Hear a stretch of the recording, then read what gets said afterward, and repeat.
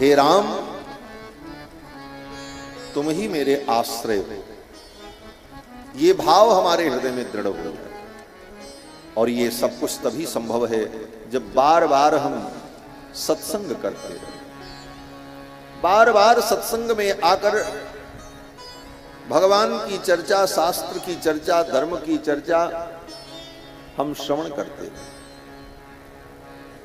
ये पवित्र सुयोग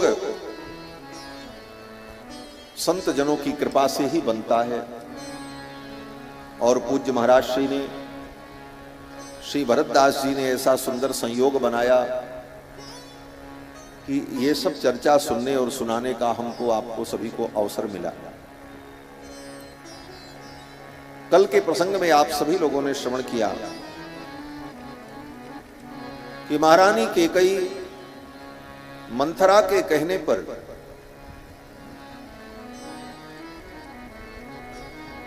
दो वरदान मांगने के लिए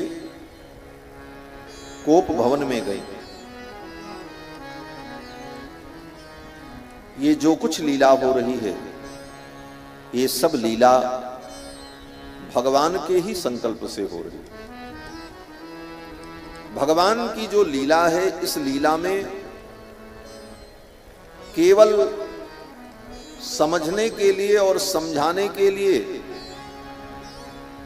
किसी के गुण और किसी के दोष का वर्णन किया जाता है।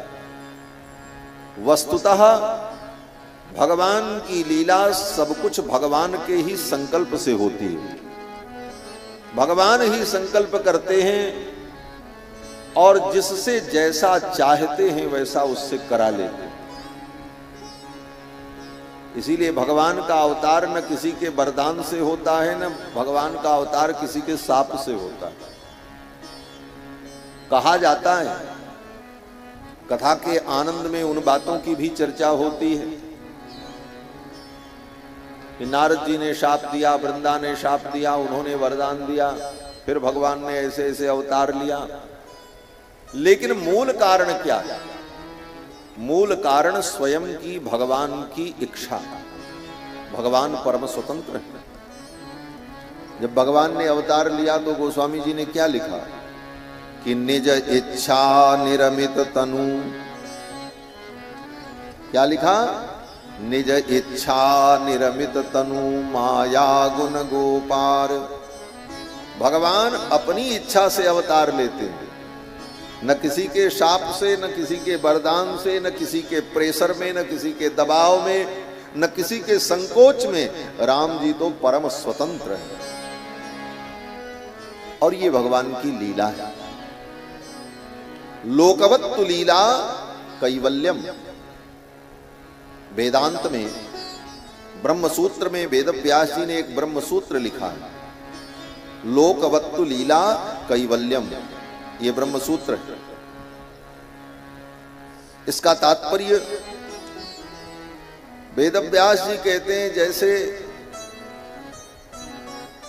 संसार में कोई प्राणी सर्व सुख संपन्न हो, उसके पास धन भी हो, परिवार भी हो, परिजन भी हो, पुरजन भी हो, सारे सेवक उसके आज्ञाकारी हो, वो निरोग हो, सब प्रकार की सुविधा से संपन्न हो, उसके सभी सेवक उसकी आज्ञा का पालन करते हों, तो ऐसा व्यक्ति क्या करेगा? क्या करेगा? बोले हाँ, सब काम उसका हो रहा है, वो जो चाहता है वो हो रहा है, तो फिर वो बैठ करके क्या करेगा? तो कहते हैं वो बैठ करके अपने आनंद के लिए लीला करेगा बस।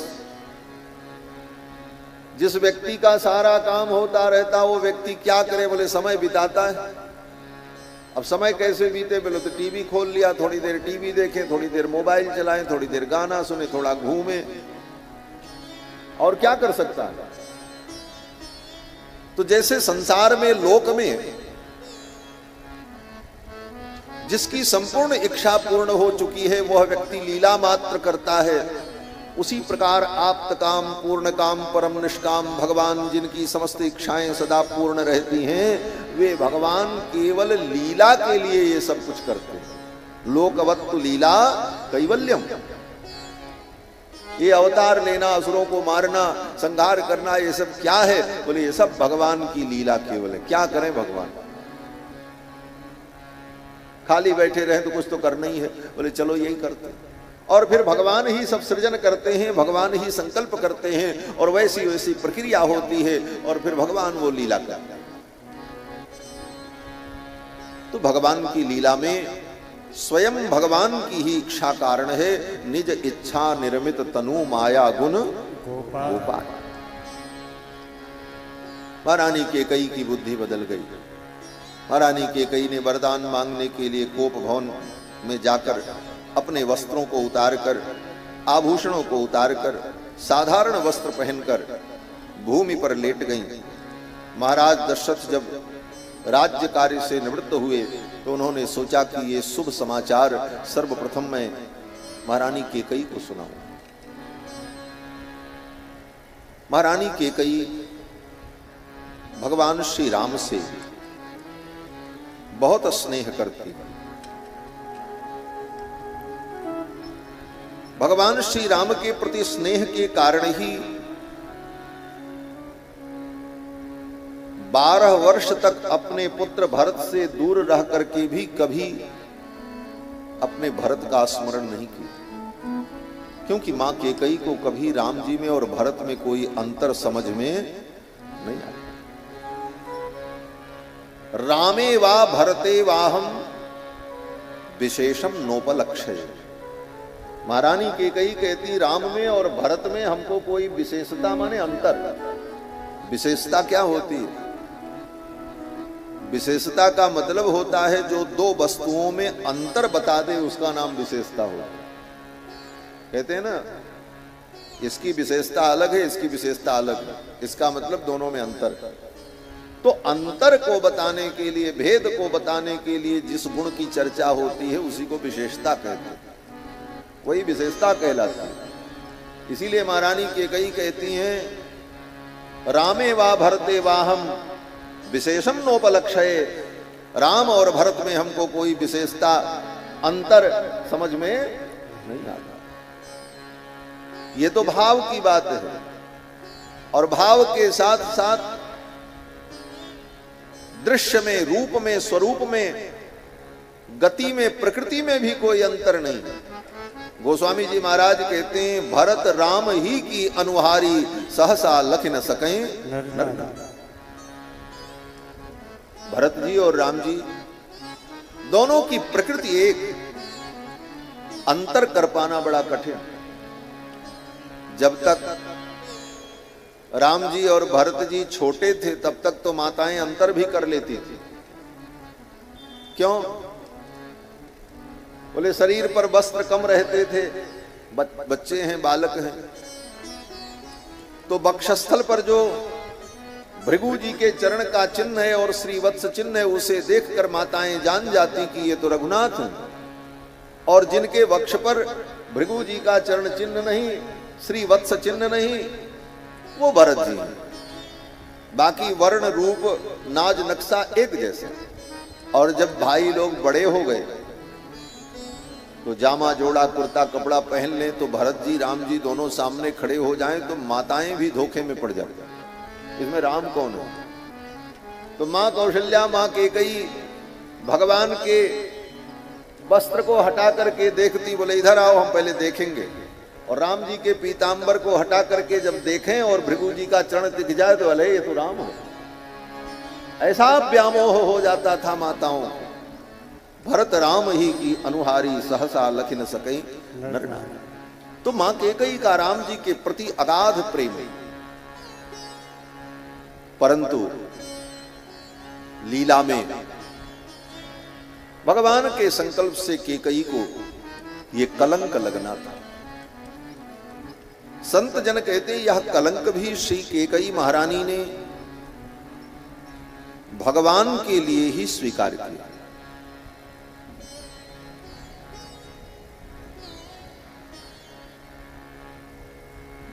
जब महाराज कभी एकांत में आते थे कक्ष में तो महारानी कैकेयी कहती थी, महाराज राम का राज्याभिषेक कब करोगे?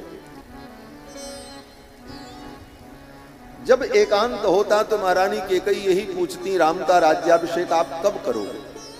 इनको युवराज पद पर कब अभिषिक्त करोगे? मां कौशल्या नहीं पूछती थी, लेकिन महारानी कैकेयी बार बार पूछती थी। इसीलिए दशरथ जी महाराज ने जब सभा में निर्णय किया तो सोचा आज ये पहला समाचार सबसे पहले चल करके महारानी कैकेयी को मैं बताऊं, क्योंकि महारानी कैकेयी को बड़ी उत्सुकता था। या एसी बंद कर दो तो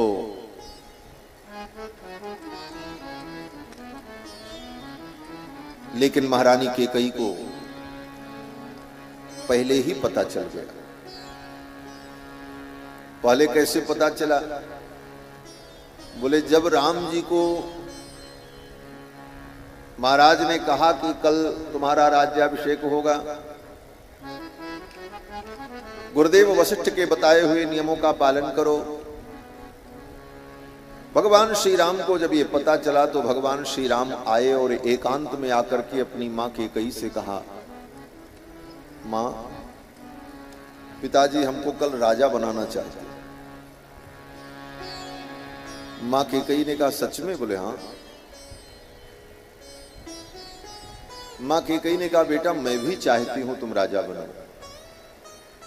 लेकिन मैं ये नहीं चाहती कि जैसे सब राजा बनते चले आए, पिता ने बेटे को गद्दी पर बैठा करके राज्य सौंप दिया, उस तरह तुम भी राजा बन जाओ। मैं ये चाहती हूं राम तुम्हारा राज्य ऐसा हो कि आने वाले दिनों में लाखों वर्षों तक लोग तुम्हारे राज्य की चर्चा करें, ये राज्य शब्द तुम्हारे नाम के साथ जुड़ जाए। राम जी ने कहा कैसे? मां कैकेयी ने कहा कि जैसे सूर्य वंश में इक्ष्वाकु के वंश में जितने राजा हुए सभी सत्यवादी हैं, सब सत्य बोलते। रघुकुल रीति सदा चली आई, प्राण जाए पर वचन न जाए। लेकिन सत्यवादी कौन कहलाया? बोले सत्यवादी तो सब थे, लेकिन ये सत्यवादी का विशेषण केवल हरिश्चंद्र के साथ लगा। सत्यवादी राजा हरिश्चंद्र। दान तो सभी राजा करते थे, लेकिन दानवीर राजा बलि कहलाए, जिन्होंने अपना सर्वस्व दान कर दिया।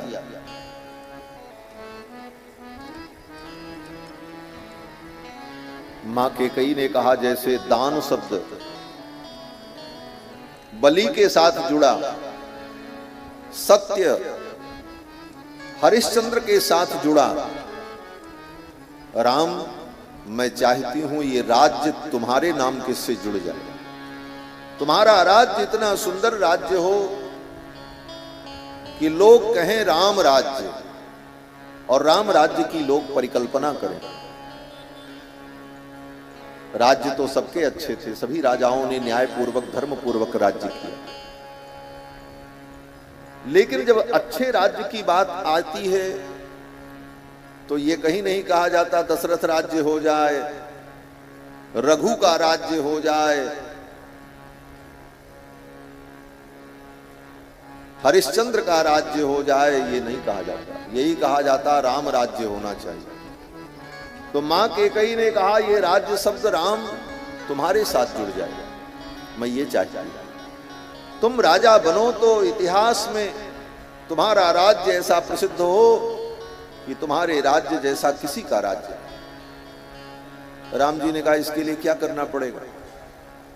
मां ने कहा तुम्हारे पिता तो तुमको कल राजा बनाना चाहते हैं, और ऐसे तुम राजा बन जाओगे तो जैसे सब राजा बनते चले आए, राजमहल में पैदा हुए, राजमहल में बड़े हुए, पले पोसे, और फिर राजमहल में ही गद्दी पर बैठकर राज सुख भोगने लगे और राजा बन गए। ऐसा राजा अगर तुम्हें बनना है राम, तो मैं तुमको ऐसे राजा के रूप में नहीं देखना चाहता। मां कैकेयी ने कहा मैं तुमको ऐसे राजा के रूप में देखना चाहती हूं जो राजा अपने प्रजा के दुख को समझे, अपने प्रजा की परिस्थिति को समझे और उनके दुख को दूर करके उनको सुखी करके उनकी इच्छाओं को पूर्ण करने के बाद तब वो राज सिंहासन पर बैठे। उस राजा के रूप में मैं तुम्हें देखना चाहती। राम, मैं चाहती हूं तुम वन में जाओ, पूरे भारतवर्ष का भ्रमण करो, लोगों के दुख को देखो, लोगों के जीवन में कितना दुख है, उस दुख को तुम पहचानो, सन्निकट से दुख को जानो और उस दुख को दूर करके उन लोगों को, अपनी प्रजा को सुखी करो। और जब सब सुखी हो जाएं, आनंद प्राप्त करने लगे, तब तुम आकर के सिंहासन पर जब बैठोगे तो तुम्हारा राज्य ऐसा राज्य होगा कि इतिहास में लोग उसे याद करेंगे, राम राज्य। ये तुम्हारे पिताजी और तुम्हारे पिताजी के पिताजी, इन लोगों की यही परंपरा रही। प्रजा के दुख को कभी जाना नहीं, राजा बन गए और जीवन भर राज भोगा, अंत में राज्य छोड़कर जंगल में तप करने गए। मैं चाहती हूं राम तुम पहले जंगल में जाओ, बाद में राजा हो। राम जी ने कहा पिताजी तो कल हमको राजा बनाना चाहते, वो मुझे जंगल नहीं जाने देंगे। मां कैकेयी ने कहा राम अगर तुम तैयार हो तो मैं तुम्हारी सहायता करूंगा, मैं तुम्हें वन में भेजूंगी। मैं चाहती हूं राम तुम बन जाओ, राम तुम बन जाओ।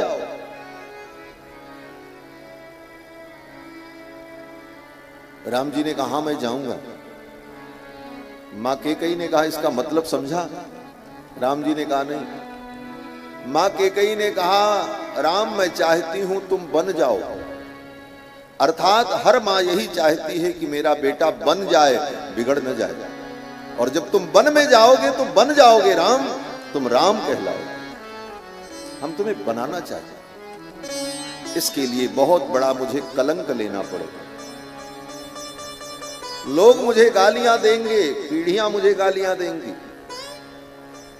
लेकिन राम तुम्हारे लिए मैं ये त्याग करने को तैयार हूं। बस राम तुम मुझे गलत मत समझना। भगवान श्री राम ने कहा मां मेरे लिए आप इतना बड़ा त्याग करेंगी, आपके चरणों में मेरी अगाध श्रद्धा है और सदा ऐसी ही बनी रही। मां कैकेयी ने कहा राम मैं सब उपाय करती हूं वन में भेजने की, तुम चिंता मत करो। इसीलिए भगवान श्री राम ने कभी अपनी मां कैकेयी की निंदा नहीं की। रामायण पढ़ लेना, महारानी कैकेयी का चरित्र उभय विध चरित्र है। उभय विध चरित्र का मतलब रामायण में कुछ लोगों का चरित्र वंदनीय है, रामायण में कुछ लोगों का चरित्र निंदनीय है। जिसका चरित्र वंदनीय है उसका चरित्र निंदनीय नहीं है, और जिसका चरित्र निंदनीय है उसका चरित्र वंदनीय नहीं है। लेकिन एकमात्र मां कैकेयी हैं रामायण में जिनका चरित्र वंदनीय भी है और निंदनीय भी। इनके चरित्र की वंदना भी है और निंदा भी। और सबने मां कैकेयी की निंदा की, लेकिन राम जी ने कभी अपने मां कैकेयी की निंदा